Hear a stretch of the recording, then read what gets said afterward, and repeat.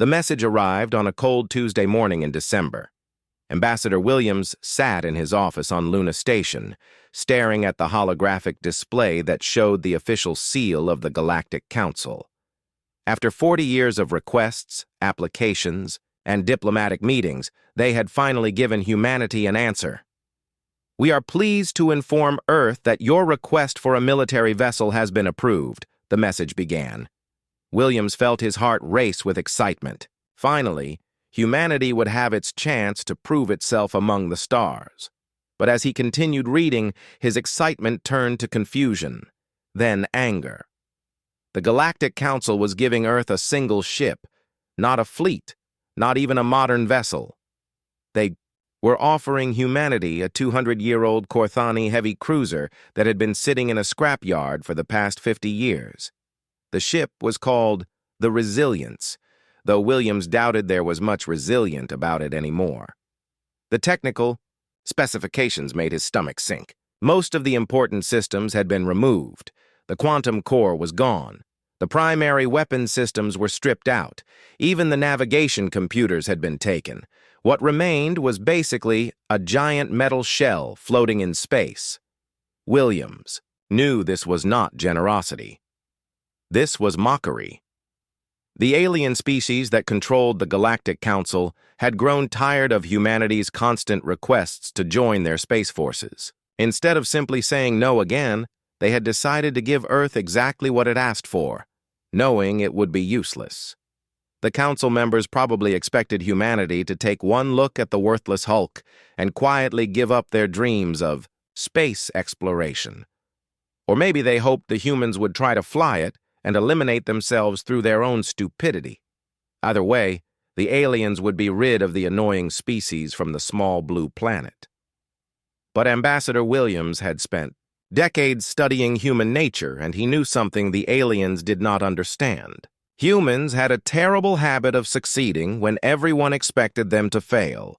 He picked up his communication device and sent a message to Earth. "We need Captain Marcus Reed," he wrote, "and we need him now." Captain Reed arrived at Luna Station 3 days later. He was a tall man in his 40s with gray eyes and hands that showed years of working with machinery. He had spent 20 years in Earth's Navy as an engineer before becoming one of the planet's leading experts on spacecraft design. If anyone could make something useful out of the alien scrap heap, it would be Marcus Reed. Williams showed Reed the technical specifications for the Resilience. The captain studied the data for almost an hour without speaking. Finally, he looked up with a slight smile. "They really hate us, don't they?" Reed said. "Pretty much," Williams replied. "The question is, can you make this thing work?" Reed was quiet for another moment. "I'll need my own crew," he said finally. "People who understand that impossible just means it will take longer." "You can have anyone you want," Williams promised. Reed's first choice was Lisa Park. She was the best engineer he had ever worked with, a woman who could rebuild a fusion reactor with spare parts and determination. Lisa had grown up in the Detroit shipyards where her father worked, learning to fix things before she could properly walk. She had graduated from MIT with degrees in mechanical and electrical engineering, then spent 10 years designing Earth's most advanced space vessels. When Reed called her about the mission, Lisa was working on a new type of engine design for Mars cargo ships. She listened to his description of the Corthani cruiser and the challenges they would face. "So let me understand this," she said. "The aliens gave us a ship that doesn't work, expecting us to fail, and you want me to help you prove them wrong?" "That's about right," Reed admitted. "When do we leave?" Lisa asked. Next, Reed contacted Jake Morrison. Jake was a weapons specialist who had served in 3 different military branches before becoming a civilian contractor. He was the kind of man who saw every broken system as a personal insult that needed to be corrected. Jake had developed new targeting systems for Earth's defense satellites and had written training manuals that were used by military academies across the planet. Jake was less enthusiastic than Lisa when Reed explained the situation. "You're telling me they stripped out all the weapons and you want me to build new ones from scratch?" Using whatever we can find or make, Reed confirmed. Jake was quiet for a long moment. This is either going to be the greatest challenge of my career or the stupidest thing I've ever agreed to do. Probably both, Reed said. Count me in. The navigation officer was Emma Collins, a woman who had memorized star charts that most people needed computers to understand. Emma had been born on Mars and had spent her childhood watching ships arrive and depart from the orbital stations. She could calculate hyperspace routes in her head and had an intuitive understanding of three-dimensional movement that amazed even experienced pilots. Emma had been working for a commercial shipping company when Reed contacted her. She was immediately interested in the challenge of working with alien navigation systems. The Corthani use quantum entanglement for their navigation computers, she told Reed during their first meeting. I've studied their methods, and I think there might be ways to improve their efficiency. Improve alien technology? Reed asked. Human pilots think differently than aliens do, Emma explained. We might be able to find solutions they never considered. The final member of Reed's team was Dr. Robert Hayes, a medical officer who also happened to be one of Earth's leading experts in theoretical physics. Hayes had served as a ship's doctor on several long-range exploration missions, but his real passion was understanding how different species approached scientific problems. Hayes was fascinated by the opportunity to work with alien technology. The Corthani design philosophy is completely different from human engineering, he told Reed. They build for their specific needs, but those needs might not be the same as ours. We might be able to modify their systems to work better for human crews. When Reed had assembled his team, they traveled together to the orbital scrapyard where the Resilience waited. The ship was enormous, nearly a kilometer long and 200 meters wide. But as they approached in their shuttle, it was clear that size was all it had left. The hull was pitted with tiny holes from decades of micrometeorite impacts. Several sections showed the obvious scars where major systems had been cut out and removed. The docking bay doors were stuck half open, and emergency lights flickered weakly along the ship's exterior. Well, Lisa said as they docked, at least it's big. They entered through the main airlock and found themselves in what had once been an impressive command deck. Now it was mostly empty space with disconnected cables hanging from the ceiling and control panels that had been stripped of their important components. Jake walked over to what remained of the weapons control station. They took everything, he said. Targeting computers, fire control systems, even the basic power connections. Emma was examining the navigation station with the same result. The quantum processors are gone, but the mounting brackets are still here. And look at this. They left some of the secondary sensors. Dr. Hayes was more interested in the ship's basic structure. The hull is solid, he reported, and the framework for all the major systems is still intact. They removed the components, but they left us the skeleton. Captain Reed stood in the center of the empty command deck and looked around at his crew. These were people who had spent their careers solving problems that others considered impossible. They had built Earth's first faster-than-light engines, developed weapon systems that could hit targets across solar systems, and created life support systems that could keep humans alive in the deepest reaches of space. The aliens had given humanity this ship as a joke, expecting them to fail. But Reed looked at the empty spaces where advanced technology had once been installed and saw something different. He saw opportunity. Listen up, Reed said to his team. The Galactic Council thinks they've given us a worthless piece of junk.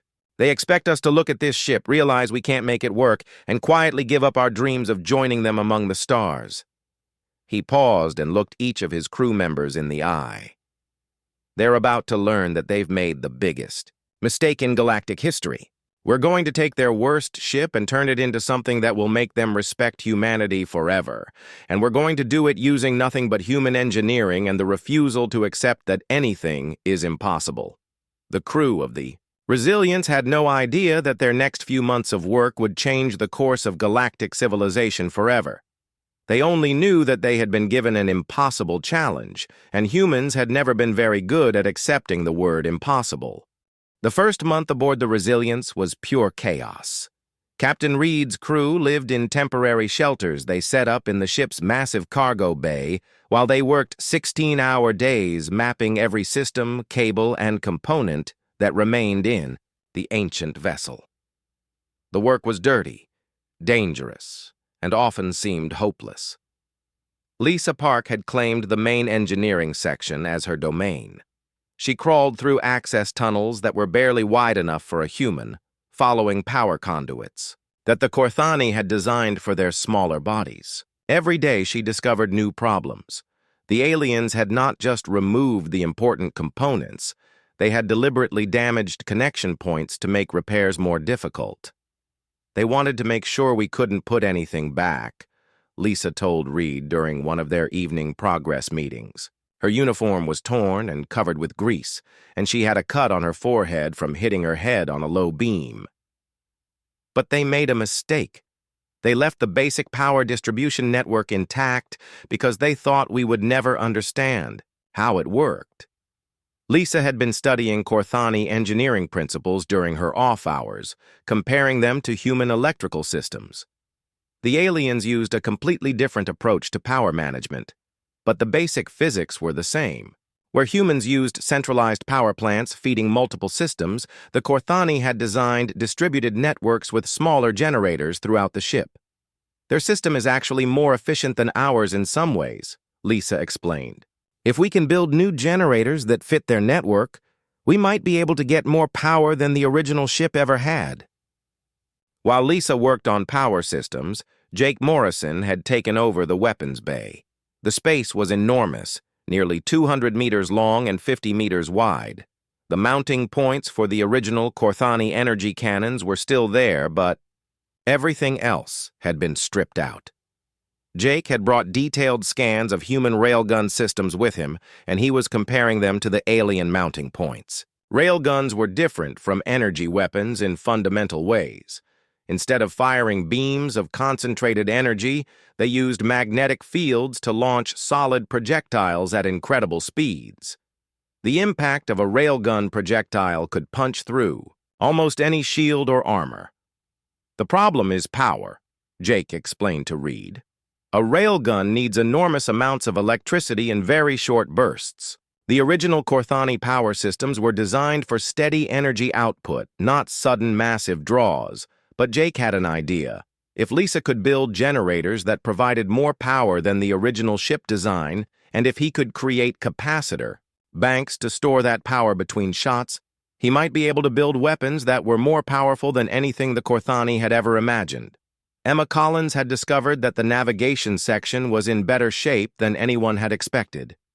The Korthani had removed the main quantum processors, but they had left behind dozens of secondary sensors and computing units. Emma realized that these smaller components could be networked together to create a navigation system that might actually be superior to the original design. Human computers work differently than alien ones, Emma explained during a crew meeting. We use parallel processing, lots of smaller computers working together on the same problem. The Korthani use single large processors that handle everything sequentially. Emma's plan was ambitious. She wanted to connect all the remaining Korthani sensors to a human-built computer network. The result would be a navigation system that could calculate hyperspace jumps faster and more accurately than either species had achieved alone. Dr. Hayes had taken responsibility for life support and medical systems. The Korthani had designed their ships for their own biology. They breathed a different mixture of gases and needed different environmental controls than humans. Hayes was working to modify the atmospheric processors to work better for human crews, but his medical background had led him to an interesting discovery. The Korthani had built their ships to very high safety standards, much higher than human military vessels. Their life support systems had multiple backup systems and emergency protocols that seemed excessive by human standards. I think I know why, Hayes told Reed. The Korthani are more fragile than humans. Their bones break easier, their organs are more sensitive to pressure changes, and they cannot survive in low-oxygen environments as long as we can. This discovery had important implications. If the resilience was built to keep fragile aliens alive, it would easily support human crews. But more importantly, it meant that other alien ships might have weaknesses that humans could exploit. The real breakthrough came in the third month. Lisa had been working on a hybrid power system that combined human fusion technology with Corthani distribution networks.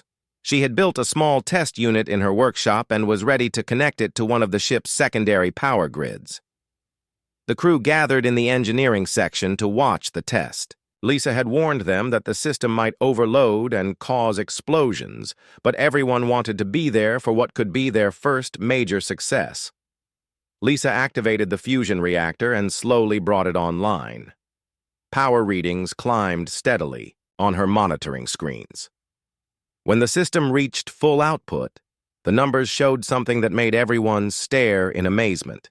"That can't be right," Reed said, looking at the display. "Run the test again," Jake suggested. Lisa shut down the system and restarted it. The results were the same. Her hybrid power unit was producing 40% more energy than the original Corthani design, while using less fuel and generating less waste heat. "How is that possible?" Emma asked. Lisa grinned for the first time in months. "Human fusion technology is more efficient than Corthani power systems, but their distribution networks are better designed than ours.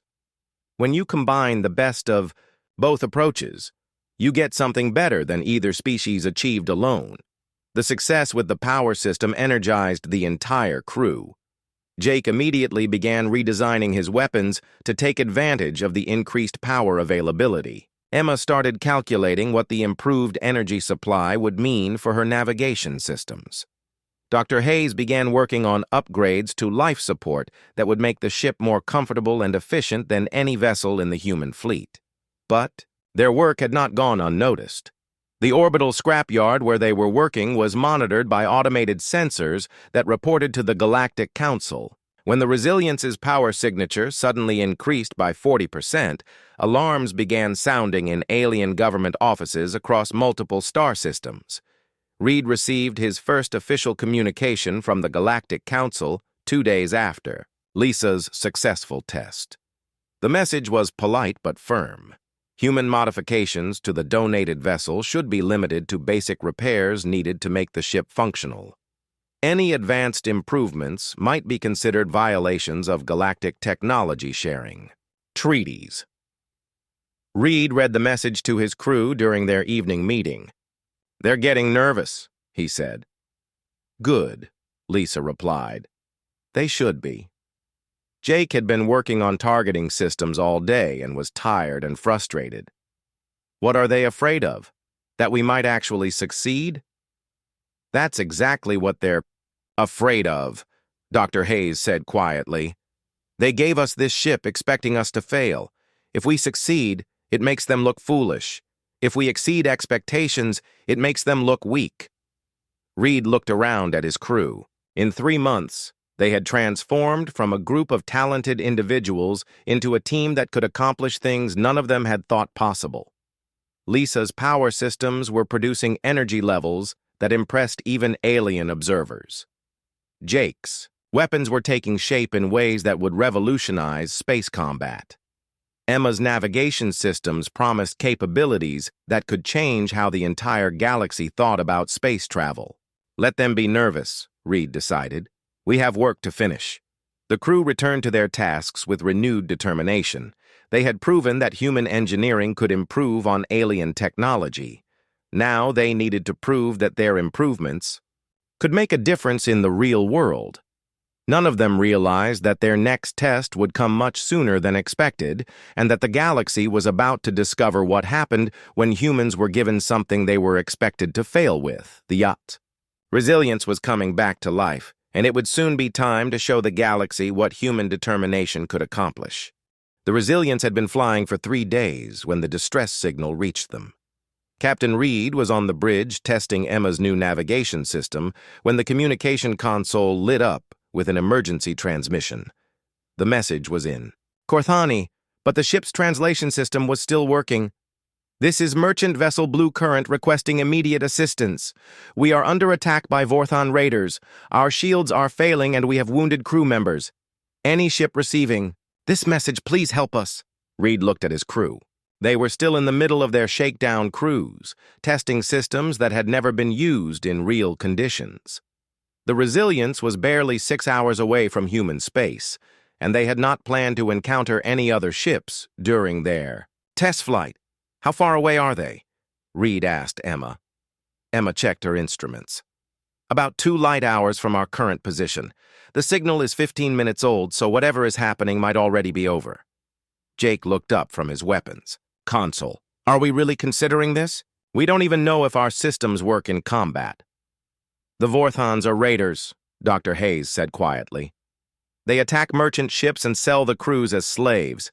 If those Korthani are still alive, they won't be for long." Reed had served in Earth's Navy for 20 years. He had taken an oath to protect innocent lives, and that oath had not expired when he accepted command of an alien ship. But he also had responsibilities to his own crew. The Resilience was untested, and they would be facing enemies who had been fighting in space for centuries. "Lisa, how are our power systems?" Reed asked. "All green," Lisa replied from the engineering station. "The fusion reactor is running better than I expected. We have full power to all systems." "Jake, weapon status?" Jake hesitated for a moment. "The railguns are loaded and ready, but I've never fired them at a moving target. The targeting computers are mostly guesswork based on simulations." "Emma, can you get us there?" Emma was already calculating hyperspace coordinates. "I can have us there in 20 minutes, but Captain, we don't know how many raiders we're facing or what kind of ships they have." Reed made his decision. "Set course for the merchant vessel. If we're going to find out whether this ship really works, we might as well find out by doing something worthwhile." The Resilience dropped out of hyperspace 2 million kilometers from the distressed merchant ship. What they found was worse than Reed had expected. 3 Vorthon attack ships were circling the Korthani vessel like sharks around wounded prey. The merchant ship's shields were flickering and failing, and debris was floating around it from previous hits. "The merchant ship is called Blue Current," Emma reported. "She's a standard Korthani cargo hauler with minimal weapons. The attacking ships are Vorthon Mark 7 raiders, fast, well-armed, and built for this kind of work." Jake was studying the tactical display. "The raiders are using standard pack tactics. They're taking turns attacking while the others recharge their weapons. The merchant ship can't target all 3 at once." "Options?" Reed asked. "We could try to scare them off," Dr. Hayes suggested. "Vorthon raiders usually avoid fair fights." "Or we could show them what human engineering can do," Jake said grimly. Reed looked at the tactical display. The Vorthon ships were smaller than the Resilience, but they were modern and designed for combat. His ship was a 200-year-old cargo hauler that had been rebuilt by 4 humans working with spare parts and determination. By every reasonable standard, the Resilience should not stand a chance. But Reed had spent 6 months watching his crew accomplish things that reasonable people said were impossible. "Emma, can you put us behind the raiders without them detecting us?" Emma smiled. "The new navigation system can do micro-jumps that their sensors won't even register. We'll appear right behind them before they know we're there. Do it." The Resilience vanished from normal space and reappeared 3 seconds later, directly behind the Vorthon formation. The raiders were so focused on their attack that they did not notice the massive human ship materializing behind them until Jake opened fire. The first railgun shot hit the nearest Vorthon raider at a significant fraction of light speed. The kinetic projectile punched through the alien ship's shields as if they were not there, then continued through the hull and out the other side.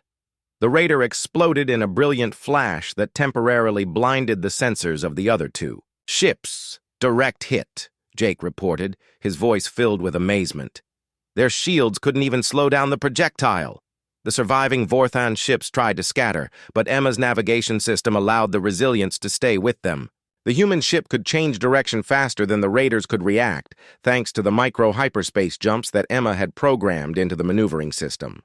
The second raider tried to run for open space where it could jump to hyperspace. But Emma anticipated the move and positioned the Resilience directly in the alien ship's path. Jake's second shot destroyed the raider's engines, leaving it drifting helpless in space. The third Vorthan ship turned to fight. Its captain fired everything he had at the Resilience, filling space with energy beams and explosive missiles. But Lisa's upgraded shields absorbed the attack without strain, while Jake calmly lined up his shot and destroyed the final raider with a single railgun blast. The entire battle had lasted less than 5 minutes. "All Vorthan ships destroyed," Emma reported. "The merchant vessel is safe." Reed opened a communication channel to the Blue Current. "This is Captain Reed of the human vessel Resilience. Are you injured? Do you need assistance?" The response came back immediately. "Captain Reed, this is Captain Thorne of the Blue Current. We have wounded crew members, but our medical bay is still functional. We cannot believe what we just witnessed. How did you destroy those raiders so easily?" Reed looked around his bridge. His crew was staring at their instruments in amazement. Jake's weapons had performed better than anyone had expected. Emma's navigation had allowed them to outmaneuver ships that should have been faster. Lisa's power systems had provided energy for shields and weapons without strain. "We got lucky," Reed replied to the Korthani captain. "Are you sure you don't need medical assistance?" "We will be fine," Captain Thorne responded. "But Captain Reed, you should know that this battle was observed by automated monitoring stations throughout this sector. Word of what happened here will reach the Galactic Council within hours." After ensuring that the Blue Current could reach safe harbor, Reed ordered Emma to set course for human space. As the Resilience jumped to hyperspace, he called his crew together for a meeting. "We just proved that our modifications work," Reed began. "But we also proved something that the Galactic Council is not going to like. We destroyed 3 modern warships with a ship they considered worthless." "The railguns worked better than I calculated," Jake admitted. "The kinetic energy transfer was incredible. Their shields were designed to stop energy weapons, not solid projectiles moving at those speeds. The navigation system performed perfectly," Emma added. "We could outmaneuver ships that were supposedly much faster than us." Lisa was reviewing power consumption data. "We used less than 60% of our available energy during the entire battle. We could have fought twice as many ships without strain." Dr. Hayes looked concerned. "The Vorthans will report what happened here before they do anything else. Every military force in the galaxy is going to want to know how humans destroyed their ships so easily." Reed nodded. "The secret is out. The galaxy now knows that humans can build ships that are more effective than standard alien technology. The question is what they're going to do about it." The answer came sooner than anyone expected.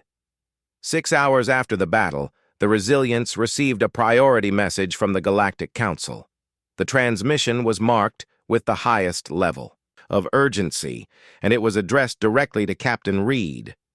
Reed opened the message on the main screen so his entire crew could see it. The alien official who appeared was someone Reed did not recognize, but his expression was serious and unfriendly. "Captain Reed, this is Administrator Corvin of the Galactic Security Council. You are hereby ordered to return immediately to Galactic Council space for inspection of your vessel. Intelligence reports indicate that you have made unauthorized modifications to donated equipment that may violate several interstellar treaties." The message continued for several minutes, listing regulations and legal codes that Reed had supposedly violated. But the real meaning was clear. The aliens had given humanity a worthless ship as a joke, and now they were angry that humans had made it work. "They're scared," Emma said when the message ended. "They should be," Jake replied. Reed looked at his crew. They had built something amazing together, something that had already saved lives and proven human capabilities. Now the galaxy wanted to take it away from them because it worked too well. "What are your orders, Captain?" Lisa asked. Reed smiled grimly. Set course for Earth. We need to have a conversation with our own government before we decide how to respond to this demand. And I think it's time to show humanity what we've accomplished out here. The Resilience turned toward home, carrying with it the proof that human engineering could exceed galactic standards. But Reed knew that their real challenges were just beginning. The galaxy had noticed humanity, and they were not happy with what they saw. The meeting at Earth Command lasted for 6 hours. Captain Reed and his crew sat at one end of a long table while Earth's top military leaders and government officials questioned them about every detail of their modifications to the Resilience. The officials had watched recordings of the battle with the Vorthan raiders, and they were having trouble believing what they saw. "You destroyed 3 modern warships in less than 5 minutes, General Patterson said, reviewing the combat data for the 3rd time. How is that possible? Human engineering approaches work differently than alien methods, Lisa explained patiently. We build things to be more efficient and more powerful than they originally designed. The railguns use kinetic energy instead of directed energy, Jake added. Alien shields are built to stop energy weapons. They can't handle solid projectiles, moving at those speeds. Admiral Chen, the head of Earth's Space Forces, looked concerned. The Galactic Council is demanding that we surrender the ship immediately. They claim you violated technology treaties by making unauthorized modifications. What treaties? Reed asked. They gave us a broken ship and told us to fix it. We fixed it. They expected you to fail, Dr. Hayes said quietly. Now they're angry because you succeeded too well. The debate continued for hours. Some officials wanted to comply with the Galactic Council's demands to avoid conflict. Others argued that humanity should not surrender technology that could give them an advantage in space. But the decision was ultimately made by President Morrison, who had been listening to the discussion from Washington. Captain Reed, the president said through the communication system, in your professional opinion, how does the Resilience compare to standard Galactic Council warships? Reed considered the question carefully. Based on our encounter with the Vorthans, I believe we could defeat any ship they currently have. Our modifications give us significant advantages in firepower, maneuverability, and defensive capability. Could you defeat multiple ships? That would depend on how many and what types, Reed replied honestly. The president was quiet for a moment. The Galactic Council has given us 48 hours to surrender your ship. After that, they're sending a fleet to take it by force. How many ships are they sending? Admiral Chen checked his intelligence reports. 12 ships, including heavy cruisers and destroyers. It's a force capable of destroying entire planetary defense systems. Reed felt his stomach sink. 12 modern warships against one rebuilt Hulk, no matter how good their modifications were, seemed like impossible odds. Captain, the president continued, I'm not going to order you to fight a battle you can't win, but I'm also not going to order you to surrender technology that could change humanity's position in the galaxy. The choice is yours. Reed looked at his crew. They had spent 8 months turning a piece of alien scrap into something extraordinary.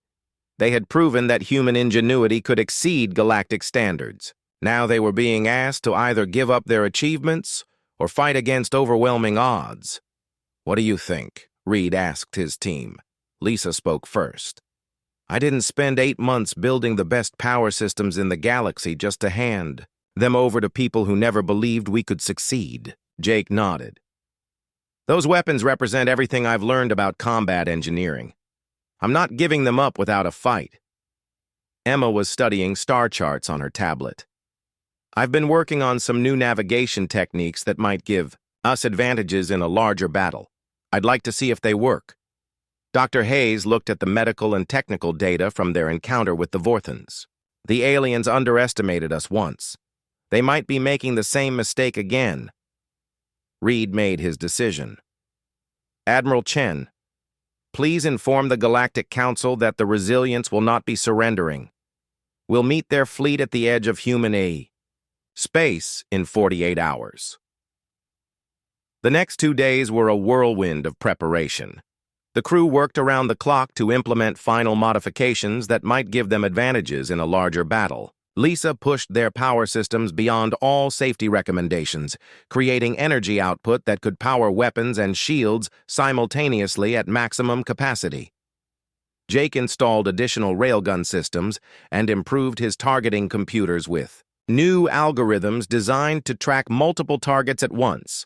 He also loaded the ship with every type of ammunition he could manufacture, including experimental projectiles designed to disrupt alien electronics. Emma programmed navigation routines that would allow them to fight a running battle across multiple locations if necessary. Her micro-hyperspace jump capabilities could potentially allow them to appear anywhere in a battle zone without warning. Dr. Hayes focused on damage control and crew survival systems. He knew they would likely take hits during the battle, and he wanted to ensure the crew could keep fighting even if parts of the ship were damaged.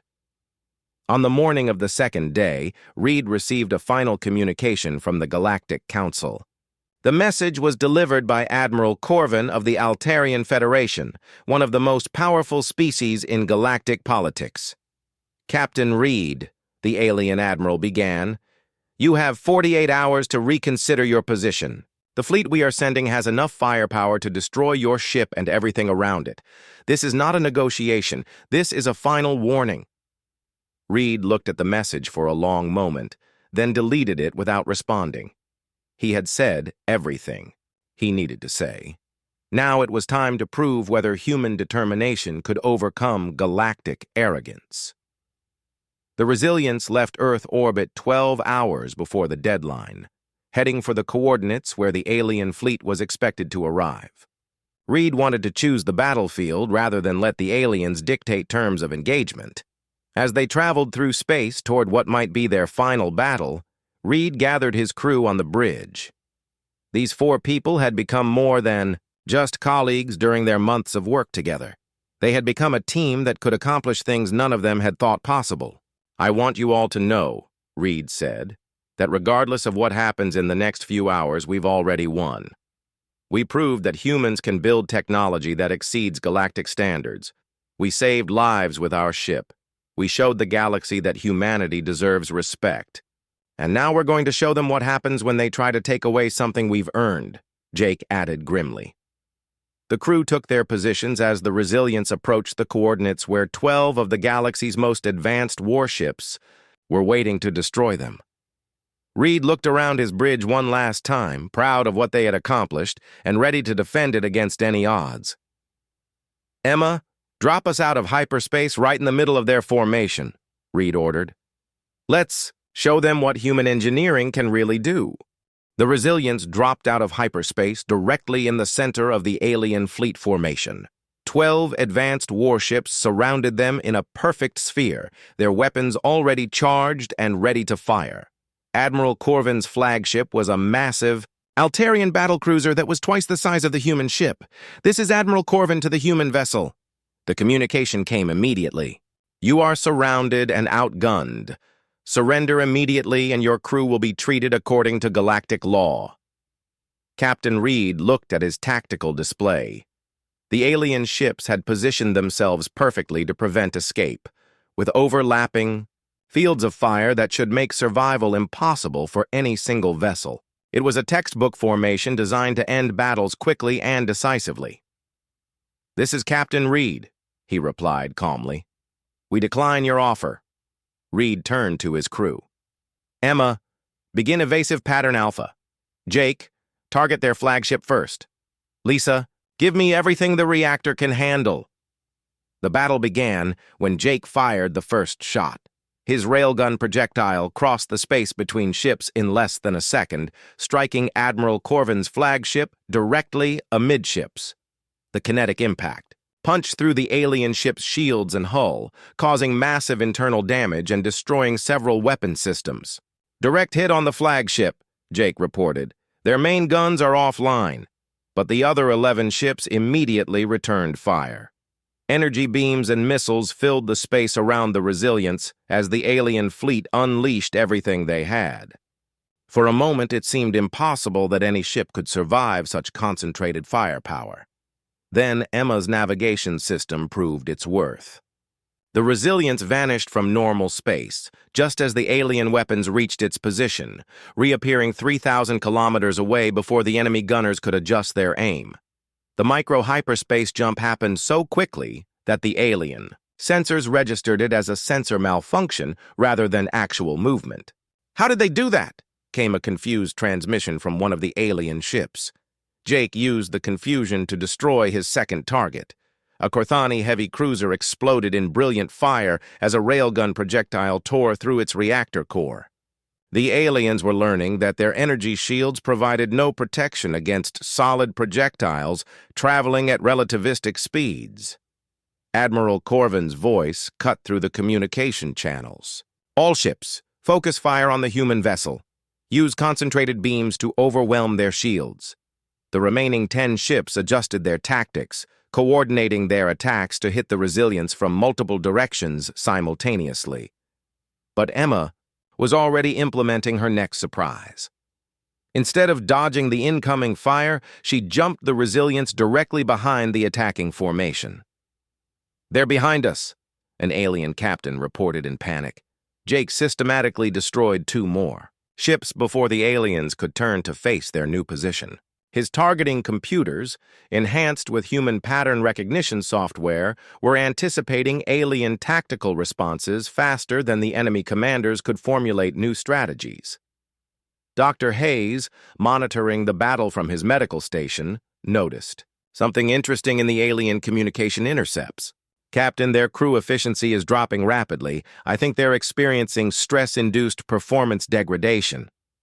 Reed realized what Hayes was suggesting. Humans had evolved as persistence hunters, creatures that could maintain focus and effectiveness under extreme stress for extended periods. The aliens, despite their advanced technology, might not have the same psychological resilience under combat conditions. "Jake, switch to harassment tactics," Reed ordered. "Don't go for kill shots. Hit their weapons and engines. Keep them scared and confused." The next phase of the battle was a masterclass in psychological warfare. The resilience would appear without warning, disable 1 or 2 ships, then vanish before return fire could be coordinated. Jake's precision shooting destroyed weapon systems, damaged engines, and knocked out communication arrays without actually destroying the ships. Emma's micro-jump capability meant the human ship could be anywhere in the battle zone at any moment. The aliens found themselves shooting at empty space while the resilience attacked from unexpected directions. Their formation discipline began to break down as individual captains started making decisions based on fear rather than tactical doctrine. "This is impossible," Admiral Corvin transmitted to his fleet. "How can one ship be in multiple locations simultaneously?" The answer came when Emma made a mistake that turned into a victory. During one of her jumps, she miscalculated slightly and brought the resilience out of hyperspace directly in front of 3 alien ships. For a moment, the human vessel was trapped with nowhere to run, but instead of panicking, Reed ordered an immediate attack on all 3 ships. Jake's multiple railgun systems fired simultaneously, while Lisa redirected power from the shields to weapons. The concentrated barrage destroyed 2 ships instantly and severely damaged the 3rd. More importantly, the aliens realized that the human ship could fire multiple weapons at the same time with devastating accuracy. Their own ships required several seconds between shots to recharge their energy weapons, while the human railguns could fire as quickly as Jake could acquire targets. "All remaining ships, retreat to minimum safe distance," Admiral Corvin ordered. "Maintain formation and await instructions." But retreat was exactly what Emma had been hoping for. As the alien ships pulled back, she positioned the resilience between them and their escape route to hyperspace. Her navigation computers had been calculating hyperspace jump coordinates for all 12 ships throughout the battle, and she knew exactly where they would try to run. "Captain," Emma reported with satisfaction, "I can block their hyperspace exit points. If they try to jump away, they'll have to go through us." The remaining 6 alien ships found themselves trapped in normal, Space with a human vessel that had already proven it could destroy them one by one. Admiral Corvin tried to rally his forces for a final coordinated attack, but his captains were no longer responding to orders with military precision. Jake demonstrated the futility of their position by destroying another ship that had tried to break for open space. The railgun projectile caught the fleeing vessel as it was accelerating toward hyperspace, tearing through its engines and leaving it drifting helpless. "This is Admiral Corvin to all ships," came the final transmission. "Withdraw to hyperspace immediately. Retreat to Council space and report what we have observed." The surviving alien vessels scattered in different directions, jumping to hyperspace as quickly as their damaged systems would allow. The mighty fleet that had come to destroy one rebuilt human ship was fleeing in panic after losing more than half their vessels. Reed looked around his bridge in amazement. His crew had just accomplished something that should have been impossible. They had defeated a modern galactic fleet using a ship that the aliens had considered worthless scrap. "Damage report," Reed asked. "Minor hull scoring from energy weapons," Dr. Hayes reported. "No serious damage to any critical systems." "Ammunition status?" "We used less than 30% of our railgun projectiles," Jake replied. "We could have fought the entire battle twice over." Emma was already calculating pursuit courses. "Captain, I can track their hyperspace signatures. We could follow them back to Council space if you want to press our advantage." Reed considered the offer, but decided against it. They had proven their point effectively. The galaxy now knew that human technology could defeat the best ships that alien civilizations could build. "Set course for Earth," Reed ordered.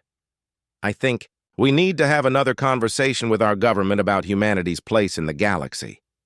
As the Resilience turned toward home, Reed opened a communication channel on the frequency used by galactic news networks. He wanted to make sure everyone in the galaxy heard his message. "This is Captain Marcus Reed of the human vessel Resilience," he began. "Today, the Galactic Council sent 12 warships to destroy one human ship. 5 of those ships were destroyed, and the rest fled in defeat. Humanity did not start this fight, but we finished it. Any species that wishes to treat us as equals will find us willing partners. Any species that chooses to treat us as enemies will learn why that is a mistake. The message would reach every inhabited system in the galaxy within hours. The battle that was supposed to end human ambitions in space had instead announced that humanity was now a major power that demanded respect." The news of humanity's victory spread across the galaxy faster than anyone had expected. Within days of the battle, every major news network was broadcasting recordings of the fight, showing how a single human ship had defeated the most powerful fleet the Galactic Council could assemble. The reactions varied dramatically depending on who was watching. On Earth, Captain Reed and his crew were welcomed as heroes. The president held a ceremony at the White House where each crew member received humanity's highest honor for military service. But more importantly for the future, Earth's government immediately authorized the construction of 12 new ships based on the Resilience design. "The galaxy has learned to respect human engineering," President Morrison announced during the ceremony. "Now we're going to make sure they never forget that lesson." Lisa Park was promoted to Director of Advanced Engineering and given unlimited resources to develop the next generation of human spacecraft. Her hybrid power systems were already being installed in ships throughout Earth's growing fleet. But Lisa had bigger plans than just building more warships. "The aliens built their technology for their specific needs," Lisa explained to the press. "But we can build technology that works better for everyone. I want to create power systems that any species can use, navigation computers that can work with any type of ship, and weapons that can protect innocent people regardless of what planet they come from." Jake Morrison became Earth's first director of space combat systems. His railgun technology was being studied by military academies throughout human space, but Jake was more interested in defensive applications than offensive ones. "The goal isn't to start wars," Jake told reporters. "The goal is to end them quickly when someone else starts them." Peace through superior firepower has kept Earth safe for centuries. Now it can keep the galaxy safe too. Emma Collins was appointed as Chief of Galactic Navigation Services. Her micro-hyperspace jump technology had applications far beyond military use. Commercial shipping companies were already requesting licenses to use her systems, knowing they could cut travel times throughout the galaxy by significant margins. Space is huge. But it doesn't have to feel that way, Emma explained during a technical conference. If we can make travel faster and safer, we can bring civilizations together instead of keeping them apart. Dr. Hayes became Earth's ambassador to the newly formed Interspecies Medical Council. His insights into the connections between biology and technology were helping improve health outcomes for dozens of species throughout the galaxy. Every species has evolved different solutions to the same basic problems, Hayes said during his first diplomatic mission. By sharing our knowledge, we can all become stronger and healthier. But the most significant changes were happening beyond Earth's solar system. The Galactic Council, which had ruled space politics for thousands of years, was facing a crisis of legitimacy that threatened their entire power structure. Species that had been dominated by the Council for centuries were suddenly questioning whether the established hierarchy was based on actual capability or just historical precedent. The Zephyrians, who had been denied membership in the Council for 200 years, formally requested access to human technology. The Centauri Federation announced they were withdrawing from several Council treaties and beginning independent trade negotiations with Earth. Most shocking of all, the Corthani hegemony, one of the founding members of the Galactic Council, formally apologized to humanity for their role in the conspiracy to humiliate Earth with a worthless starship. "We gave you our worst ship as a joke," the Corthani ambassador admitted during a public ceremony. "You turned it into the most advanced vessel in the galaxy. We have learned that underestimating human ingenuity is the gravest mistake any civilization can make." The Council tried to maintain control by offering humanity full membership with voting rights equal to the founding species. But Earth's government, advised by Captain Reed and his crew, declined the offer. "We're not interested in joining a club that spent decades trying to keep us out," President Morrison announced. "We're more interested in building something new." That something new became the Free Worlds Alliance, a coalition of species dedicated to sharing technology and knowledge rather than hoarding it. Earth provided the advanced engineering that made the alliance possible, while member species contributed their own specialized knowledge and resources. The alliance's first major project was a joint research station built using technology from 12 different species. Lisa's power systems provided energy for laboratories designed by alien scientists. Jake's defensive systems protected research that could benefit the entire galaxy. Emma's navigation technology allowed rapid transport of personnel and supplies from anywhere in known space. Captain Reed was elected as the first president of the Free Worlds Alliance, but he insisted on maintaining his command of the Resilience. The ship that had started as a cruel joke had become a symbol of what was possible when different approaches to engineering were combined with determination and creativity. The Resilience itself continued to evolve. Now that humanity had access to willing alien partners, Lisa began incorporating the best ideas from multiple species into her designs. The ship's power output increased by another 50% when she added Centauri crystal technology to her fusion systems. Jake's weapons became even more effective when he integrated Zephyrian targeting algorithms with his railgun systems. Emma's navigation capabilities reached new heights when she combined human parallel processing with Corthani quantum mechanics and Altarian sensor technology. The result was a system that could calculate hyperspace routes that previously would have taken days or weeks to plan. Dr. Hayes established medical facilities throughout the Alliance that used the best practices from every member species. Diseases that had plagued individual civilizations for centuries were quickly conquered when knowledge was shared freely. But perhaps the most important change was cultural. The galaxy had spent thousands of years believing that technology was something to be hoarded and controlled by the most powerful species.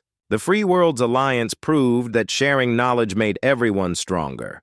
Young beings from dozens of species came to study at Earth's engineering academies, learning that innovation came from combining different approaches rather than rigidly following established methods. They returned to their home worlds with ideas that revolutionized everything from agriculture to space travel. The Galactic Council still existed, but its influence diminished with each passing year.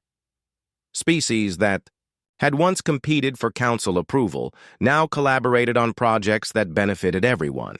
The rigid hierarchy that had dominated galactic politics for millennia was replaced by networks of cooperation and mutual respect.